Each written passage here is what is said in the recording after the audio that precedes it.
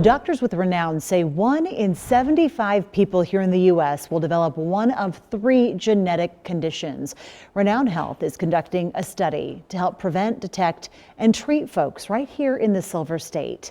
Alina Dangerfield sat down with doctors involved with the study, as well as a couple participants. And Alina, this is really encouraging stuff.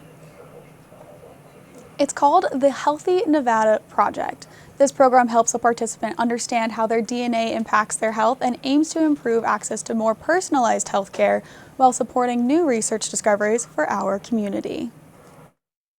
It doesn't mean that, if you come up positive that you have cancer. It just gives you the tools to be able to look forward and do your preventative maintenance. Early detection and action are the most effective ways to survive a positive genetic condition diagnosis. With that in mind, Dr. Joseph Jimsky launched a study called the Healthy Nevada Project at Renown in collaboration with the University of Nevada, Reno.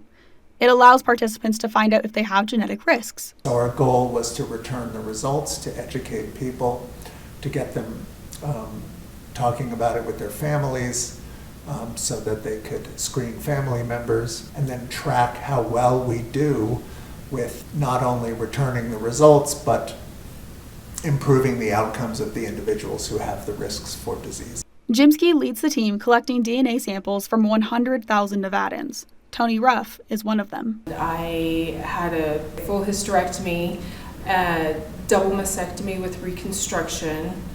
And also during that time, the doctor recommended that I get in touch with all my family members to have them tested as well. Tony's daughter Emily got the testing done, and her results showed she too carried the gene. At the time, Emily was pregnant with her son. And I had this sense of guilt that didn't make sense that, I was positive for this genetic variant that increased my risk of cancer substantially, and then there's now a risk that I might pass it to my baby at the time, and so it was pretty emotional for me to get that news. I cried when I opened my test results. Now, Emily focuses on getting tested several times a year to monitor if cancer develops as a result of her positive genetic risk. Emily and her mother, Tony, share the same doctor who took their lifestyles into consideration when advising a way forward. I think the most important thing about the testing and for patients who come up positive is that they have knowledge that creates power, right? They can start earlier surveillance, earlier testing.